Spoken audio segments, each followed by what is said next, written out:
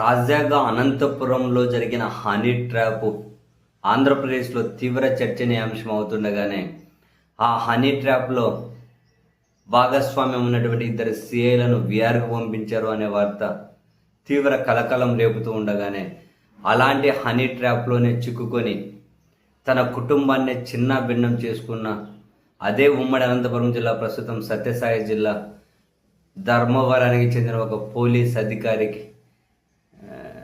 సంబంధించినటువంటి వార్త మరింత సంచలనం రేపుతూ ఉంది. పత్రికల్లో రాసుకుంటూ వచ్చిన కథనం ప్రకారం ధర్మవరం పోలీస్ సబ్ డివిజన్ పరిధిలో ఉండే ఓ పోలీస్ అధికారి భార్య నెల రోజుల క్రితం ఆత్మహత్యకు పాల్పడింది. పోలీస్ అధికారి కుటుంబ వ్యవహారం కావడంతో ఈ విషయాలు బయటకు పొక్కకుండా జాగ్రత్త పడ్డారు.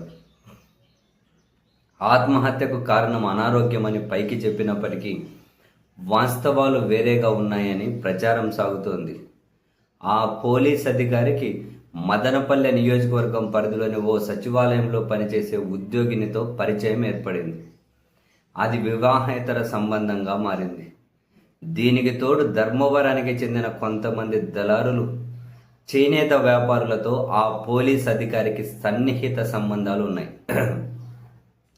ధర్మవరానికి చెందిన కొంతమంది దళారులు, చేనేత వ్యాపారులతో ఆ పోలీస్ అధికారికి సన్నిహిత సంబంధాలు ఉన్నాయి. వారు తమ పనులు చేయించుకునే క్రమంలో ఆ అధికారికి అందమైన అమ్మాయిలను ఎరగా వేసి వారి చెప్పు చేతుల్లోకి పూర్తిగా తీసుకున్నారు. సచివాలయం ఉద్యోగినితో వివాహేతర సంబంధం విషయం కూడా వీళ్లకు తెలియడంతో వారు ఆయన్ను పూర్తిగా తమ గుప్పెట్లోనే ఉంచుకున్నారు. అప్పు రూపంలో అంటూ లక్షల్లో ఆయన దగ్గర నుంచి డబ్బు వసూలు చేశారు. కొంతకాలం తర్వాత పోలీస్ అధికారి తన డబ్బులు తిరిగి ఇవ్వాలని అడగడంతో సమస్యలు మొదలయ్యాయి. డబ్బులు మమ్మల్ని అడుగుతావా అంటూ వారు పోలీస్ అధికారికి సంబంధించిన కొన్ని అశ్లీల వీడియోలను భార్యకు పంపించారు. దీంతో ఇంట్లో గొడవలు మొదలయ్యాయి. ఆ వీడియోలను చూసినటువంటి ఆ పోలీస్ అధికారి భార్య తీవ్ర డిప్రెషన్కి గురైంది. ఆ క్రమంలోనే ఆమె మృతి చెందింది. మృతిపైన స్థానికుల్లో అనుమానాలు ఉన్నాయి. మృతదేహాన్ని చూడడానికి వెళ్ళినప్పుడు బంధువులు పోలీస్ అధికారిని నిలదీసినప్పటికీ ఫిర్యాదులో మాత్రం అనారోగ్యంతో ఆత్మహత్య చేసుకున్నట్టు పేర్కొన్నారు.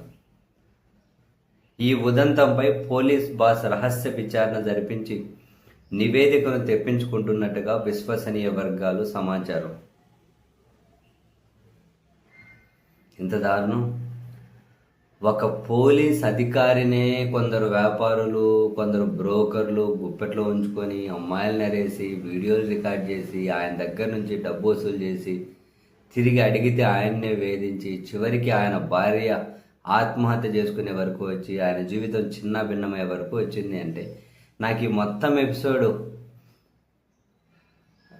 చూడగానే ఫస్ట్ అనిపించింది, మరి ఈ దళారులు, ఈ బ్రోకర్లు, ఈ చేనేత వ్యాపారులు, వాళ్ళ ప్రత్యర్థులు, వాళ్ళకి సరిపోయిన వాళ్ళ మీద ఎంతమంది మీద తప్పుడు కేసులు పెట్టించారో, ఎంతమంది మీద వేధింపులకు పాల్పడించారు. ఒక పోలీసు ఉన్నతాధికారిని గుప్పెట్లో పెట్టుకొని డబ్బులు, పోలీసు ఉన్నతాధికారి దగ్గరే డబ్బులు వసూలు చేసిన వాళ్ళు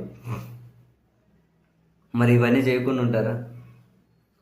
ఒక పోలీస్ అధికారి ఈ విధంగా ఇట్లా గుప్పెట్లోకి వెళ్ళిపోతే చేతిలో తుపాకీ ఉండి అధికారం ఉన్నటువంటి వ్యవస్థలో ఉన్నోళ్ళు మరి ఎవరి మీదైనా తప్పుడు కేసు పెట్టించుండొచ్చు. అవసరం కూడా ఎవరినైనా కనుక ఇంకేమన్నా వాని గాలి చెప్పడే అని చెప్పి చేపిస్తారేమో లాస్ట్ సినిమాల్లో లాగా. అసలు భయం, ఒక్కోసారి తలుచుకుంటే ఎంత భయం వేస్తుందో. రోజుకొకరు కీలకమైన పోలీస్ వ్యవస్థలో రోజుకొకరు ఏదో ఒక దగ్గర. చివరికి ఆయన జీవితం చిన్న భిన్నం అయిపోయాయి కదా, భార్య చనిపోయి ఆయన జీవితం ఏంటో నెక్స్ట్ తెలియదు. భయం దారుణమయ్యా.